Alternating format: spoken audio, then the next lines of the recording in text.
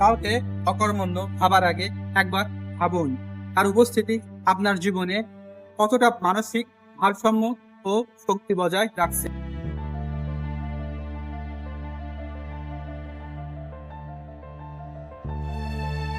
আমাদের শরীরের হাত পা চোখ একদিন বিদ্রোহ ঘোষণা করলো।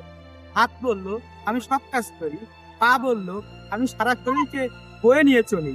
আর চোখ বলল, আমিই তো পথ দেখাই। সবার অভিযোগ একটি জায়গায়, পাকস্থলী।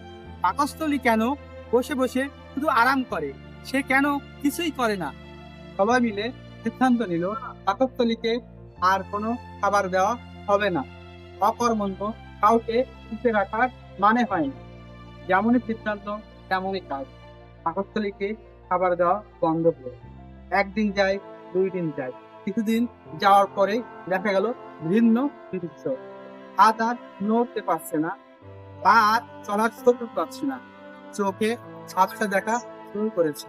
তখন তারা বুঝতে পারলো, পাকস্থলী বাইরে থেকে অচল মনে হলেও আসলে পাকস্থলী ভিতর থেকে সবাইকে শক্তি যোগাচ্ছিল।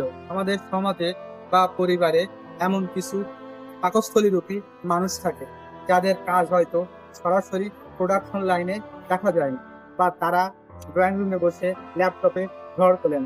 হয়তো তারা আপনার বৃদ্ধ বাবা, পরিবারের বড় বোন, কিংবা পর্দার আড়ে থাকা সেই মানুষটি যার দোয়ায় ও মানসিক সাপোর্টে আজ আমি সফল।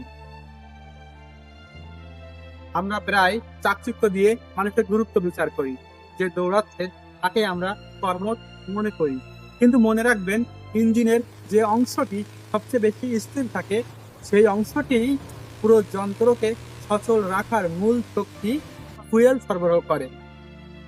কাউকে অকর্মণ্য ভাবার আগে একবার ভাবুন, তার উপস্থিতি আপনার জীবনে কতটা মানসিক ভারসাম্য ও শক্তি বজায় রাখছে। পাকস্থলী না থাকলে হাত পা যেমন অসাড়, ঠিক তেমনই এই মানুষগুলো আপনার জীবনে না থাকলে আপনার সকল সাফল্য হবে প্রাণহীন। আজকের ভিডিওটি এই পর্যন্ত। আল্লাহ হাফেজ।